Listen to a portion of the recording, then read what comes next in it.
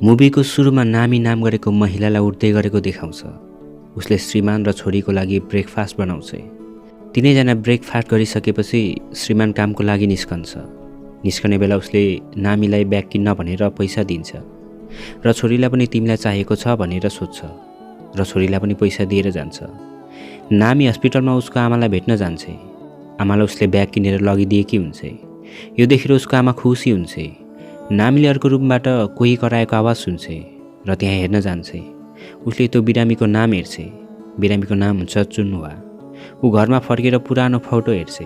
अर्को दिन नामी फेरि हस्पिटल जान्छ र हिजो कराउँदै गरेको रुममा जान्छ, तर त्यहाँ बेड खाली हुन्छ।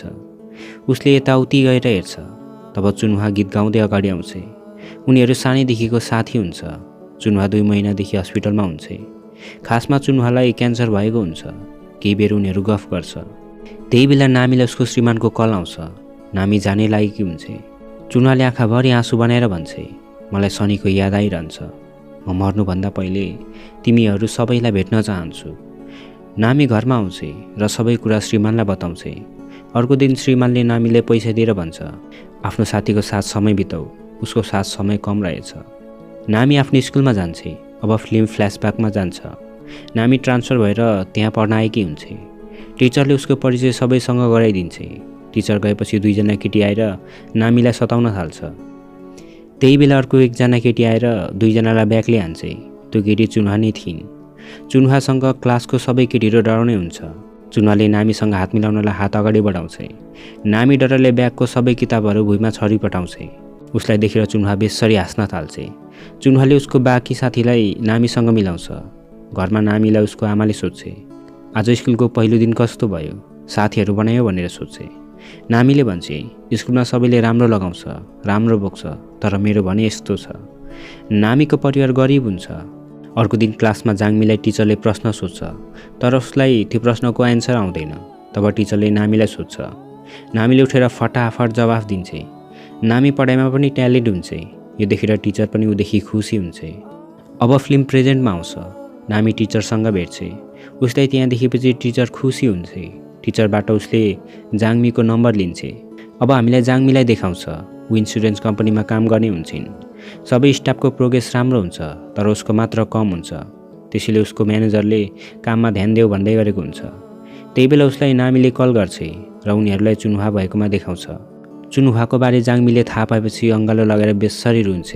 उनीहरू 25 वर्षपछि मिलेको हुन्छ। उनीहरू बसेर सुख दुःखको कुरा गर्छ। यतिका वर्ष उनीहरूसँग भएकोले खुसी भएको हुन्छ। अब जाङमी र नामी उनीहरूको बाँकी साथीहरूलाई खोज्ने भनेर सल्लाह गर्छ। उनीहरू एक डिटेक्टिभ भएकोमा जान्छ। डिटेक्टिभ अलिक कमेडियन हुन्छ। यो देखेर नामीले जाङमीलाई सोध्छ, के यसले खोज्न सक्छ होला र?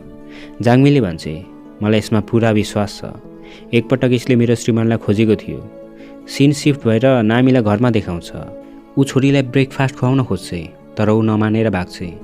तब नामीले आफ्नो बाल्यकाल याद गर्छ, जहाँ उसको आमाले यसै गरी उसलाई खुवाउन खोज्दा उनी पनि यसरी नै भाग्ने गर्थिन्। स्कुल जान ढिलो भएकोले स्कुल ब्यागको ठाउँमा उसले बाउको टुल बक्स लगेर गएकी हुन्छ। स्कुलमा उसको ब्यागबाट टुल झर्छ। उसको साथीहरूले उसलाई मजाकमा उडाउँछ। अब उनीहरूको एक ग्याङ हुन्छ, जहाँ उनीहरू 7 जना हुन्छ। तब उनीहरूको अर्को ग्याङको केटीहरू भएकोमा जान्छ। अर्को ग्याङको लिडरले नामीलाई देखेपछि भन्छ, यो को लिएर आयो? चुन्हुवाले भन्छ, यो हाम्रो नयाँ साथी हो, यसमा भूत चढेको छ। नामी साँच्चैकै डरले काप्दै गरेकी हुन्छ। उनीहरूको ग्याङको बीच ऱ्याप ब्याटल जस्तै हुन्छ, जहाँ नामीको टिमले जित्दै गएको देखेर नामीले भूत चढेको जस्तै व्यवहार देखाउँछ। तब अर्को ग्रुपकोलाई लाग्छ यो साँच्चैको जस्तो। उनीहरू बहाना बनाएर त्यहाँबाट भाग्छ। यसपछि उनीहरू जाङमीको घरमा जान्छ र सबैजना त्यहाँ रमाइलो गर्छन्। सबैले नामीलाई ग्रुपमा राख्ने भनेर मान्छ र उनीहरूले सुजीलाई पनि सोध्छ। सुजीले पनि मान्छ। सुजी खासै धेरै नबोल्ने हुन्छ। केही बेरमा जाङमीको दाई र उसको साथीहरू आउँछ। जाङमीको दाईको साथीको नाम हुन्छ जुन हो। ऊ जाङमीको दाईहरूको साथीहरूमध्ये सबैभन्दा ह्यान्डसम हुन्छ। सबैले उसलाई देखेपछि आए भन्छ, मात्र नामी उसलाई हेरिरहन्छ। उसले नामीलाई देखेपछि ओहो नयाँ मान्छे को हो, राम्रै छ भनिदिन्छ। नामी मक्खै हुन्छ। बेलुकी सबैले रेडियो सुनिरहेको हुन्छ। रेडियोमा चुन्हुवाले सबैको लागि नाम दिएर गीत अनुरोध गरेको हुन्छ। रेडियोबाट सन्नी नाम गरेको गीत बज्छ। उनीहरूको नाम आएकोले सबै खुसी हुन्छ। यसपछि प्रेजेन्टमा देखाउँछ। यही गीत नामीले गुनगुनाउँदै गरेकी हुन्छ र उसको स्कुलको ड्रेस लगाएर पुरानो दिन याद गर्दै गरेकी हुन्छ। आमाको चाल देखेर छोरी पनि छक्क पर्छ। त्यही बेला नामीलाई जिङमीको फोन आउँछ। उनीहरूको एक साथी मिलेको हुन्छ जसको नाम हुन्छ जिङही। उनीहरू 3 जना भेटेर गफ गर्छ। त्यसपछि नामी र जिङही उनीहरूको अर्को साथीलाई खोज्दै उसको घरमा पुग्छ। उसको घरको अवस्था अलिक कमजोर हुन्छ। उसको श्रीमानको बहिनीले उसलाई हेप्ने र नराम्रो व्यवहार गर्ने हुन्छ। यो थाहा पाएपछि नामीलाई नराम्रो लाग्छ। उनीहरूले उसलाई चुनको बारे सबै बताउँछ। नामी र जिङमी त्यहाँबाट जाँदै गरेको हुन्छ। तब साथीले उनीहरूलाई रोकेर भन्छ, मलाई माफ गरिदेऊ र चुनुले पनि माफ गरिदियोस्, म चुनुलाई भेट्न आउन सक्दिनँ भनेर। चुनुलाई दिनु भनेर उसले एउटा चिठी दिन्छ। नामीले त्यो चिठी घरमा गएर हेर्छ। त्यहाँ केही पैसा र उसले चुनुलाई माफी मागेकै हुन्छ। स्कुलबाट याबिन आउँछ। उसको गलामा चोट लागेको हुन्छ। नामीले के भयो भनेर सोध्छ। केही नभनी याबिना रुममा जान्छ। नामी अर्को दिन के भएको रहेछ भनेर याबिनाको पछि लागेर उसको स्कुल जान्छ। तब उसलाई आफ्नो पुरानो दिन याद आउँछ जहाँ उसले लुकी छिपी जुनहोलाई पछ्याउँदै गरेकी हुन्छ। उसलाई पछ्याउँदै एउटा बारमा पुग्छ। त्यहाँ जुनहोले नामीलाई देख्छ। लाजले नामीको गाला रातो रातो हुन्छ। जुनहो तिमी पनि यहाँ भन्छ। त्यसपछि नामी त्यहाँबाट जान्छ। बाहिर नामीलाई अर्को ग्रुपको केटीहरूले भेट्छ। पहिले उसले नाटक गरेको थिएछ भनेर पिट्न लागेको हुन्छ। तब जुनहो आएर उनीहरूलाई के भनेर डराएर भगाइदिन्छ। अब उनीहरू दुवै गफ गर्दै जान्छ। जुनहो नामीको नजिक आएर छुन्छ। नामीले किस गर्न लागेको सोचेर आँखा चिम्म गर्छ। तिम्रो कपालमा उनीहरूले चुइगम टाँसिदिएछ, अब तिमीले कपाल काट्नुपर्छ भनेर जुनहोले भन्छ। अब फेरि पनि लाजले नामीको गाला रातो रातो हुन्छ। यदि उनीहरूले तिमीलाई यस्तै गर्यो भने उनीहरूलाई म तिम्रो बोयफ्रेन्ड हो भनेर भनिदिनु भनेर जुनहो त्यहाँबाट जान्छ। खुसीले उफ्रिँदै नामी घर जान्छ। अर्को दिन अर्को ग्रुपको केटीहरूले नामीमाथि गरेको व्यवहारले उनीहरूको ग्याङ फाइट हुन्छ। अब फेरि प्रेजेन्टको सिन देखाउँछ जहाँ नामीले चुनहाको स्केच बनाउँदै गरेकी हुन्छ। तब जिङही र जाङमी पनि आउँछ। चारैजना बसेर पुरानो दिनको बारे गफ गर्छन्। नामी घर फर्कँदै गर्दा याबिनालाई अरू केटीहरूले पिट्दै गरेको देख्छ। तब उसले सबैलाई कराएर खेदाइदिन्छ। यिनीहरू को थियो भनेर नामीले सोध्छ, तर याबिनाले केही पनि नभनी जान्छ। अर्को दिन जिङही, नामी र जाङमी स्कुल ड्रेस लगाएर आएकी हुन्छ। चुनहा आएर उनीहरूको बिल्ला गर्छ। नामीले उसको छोरीलाई पिट्ने केटीहरू देख्छ। तब सबै मिलेर उनीहरूलाई पिटेर खेदाउँछ। बेलुकी उनीहरू मिलेर खुबै रमाइलो गर्छन्। अब फेरि पुरानो सिन देखाउँछ। उनीहरू नाच्दै गरेको हुन्छ। सुजी नामीलाई देखेपछि रिसाउँछ। तिमीहरू यो जोकरलाई यहाँबाट किन निकालिदिँदैनौ भन्छ। यो सुनेपछि नामीले नरमाइलो मान्छ। तब चुनहा सुजीसँग झगडा गर्छ। सुजी अब म यो ग्रुपमा बस्दिनँ भनेर जान्छ। नामी सुजीको घरमा गएर केही गल्ती नगरे पनि उसँग माफी माग्छ र तिमी मसँग किन रिसाएको भनेर सोध्छ। तर सुजीले केही कारण बताउँदैन। त्यही बेला सुजीको आमा आउँछ। नामीलाई देखेपछि उसलाई घरभित्र बोलाउँछ, तर सुजी उसको आमासँग झगडा गर्न थाल्छ। सुजी घर छोडेर हिँड्छ। नामी पनि उसको पछि पछि लाग्छ। उनीहरू एक रेस्टुरेन्टमा पुगेर ड्रिङ्क गर्छ। त्यही बेला यो थाहा हुन्छ सुजीलाई छोडेर अरूले नामीलाई सुन्दर भन्ने गरेकोले सुजी नामीप्रति जेलस भएकी हुन्छ। यही कारण ऊ नामीसँग रिसाएकी हुन्छ। तब उनीहरू मातेर रुन थाल्छ। एकअर्कालाई अङ्गालो लगाएर रुन थाल्छ। सिन प्रेजेन्टमा आउँछ।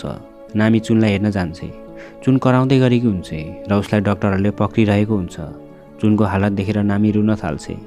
केही दिनपछि नामी र जाङमीले उनीहरूको अर्को साथीलाई भेटाउँछ। उसको हालत माया लाग्दो हुन्छ र ऊ दिनरात रक्सी पिउने हुन्छ र यही कारण उसको घरको अवस्था पनि नाजुक हुन्छ। उनीहरूले उसलाई चुनहाको बारे बताउँछ, तर ऊ जान मान्दैन। बरु मलाई महँगो रक्सी लिएर देऊ भन्छ। अर्को दिन नामी फेरि चुनहालाई भेट्न जान्छ। चुनहाले नामीलाई भन्छ, धन्यवाद तिमीलाई, केही दिनको लागि भए पनि मलाई खुसी बनाएकोमा। चुनहाले नामीलाई सोध्छ, के सुजी मिली? नामीले भन्छ, हामी खोजिहाल्नेछौँ, तिमी चिन्ता नगर। चुनहाले उसलाई डिभिडी दिन्छ। नामी गएर त्यो डिभिडी खोलेर हेर्छ।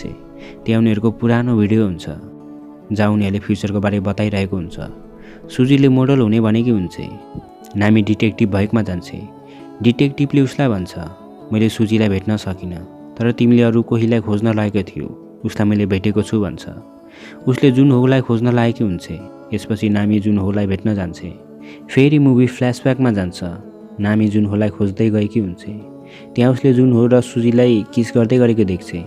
यो देखेर नामी ट्रेनमा गएर धेरै रुन्छ। मुभी प्रेजेन्टमा आउँछ। नामीले उसलाई स्केच दिन्छ। त्यो स्केच जुनहोको हुन्छ, जुन पहिले नामीले बनाएकी हुन्छ र ऊ त्यहाँबाट जान्छ।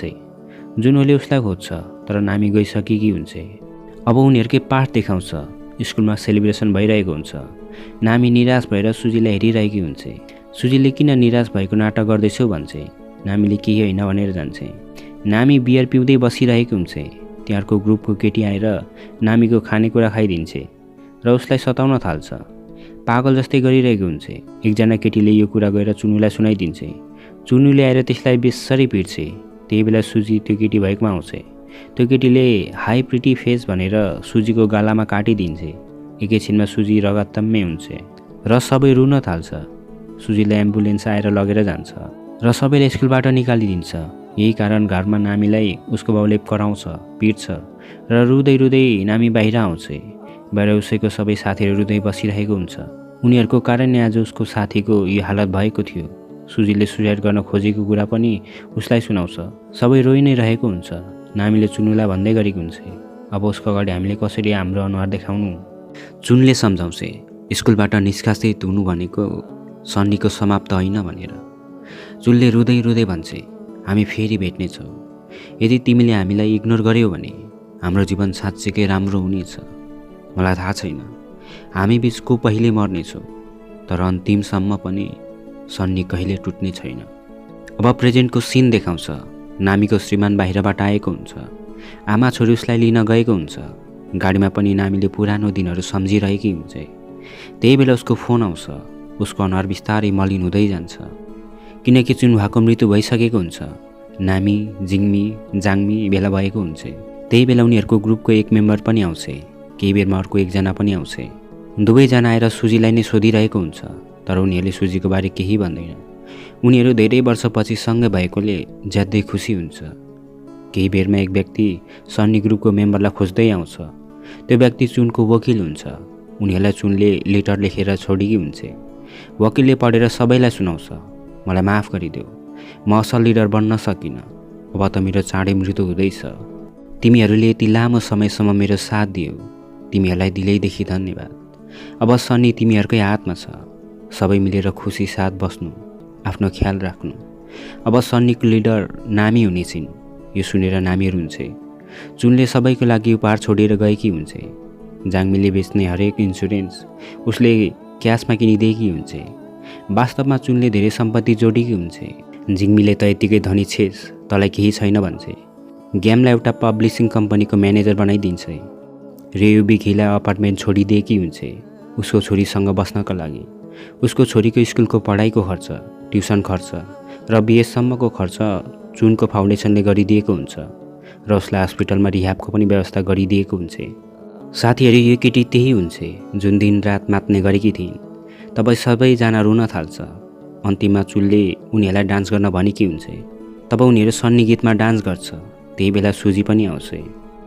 तब उनीहरू मुस्कुराउँछ र यही मुभी सकिन्छ।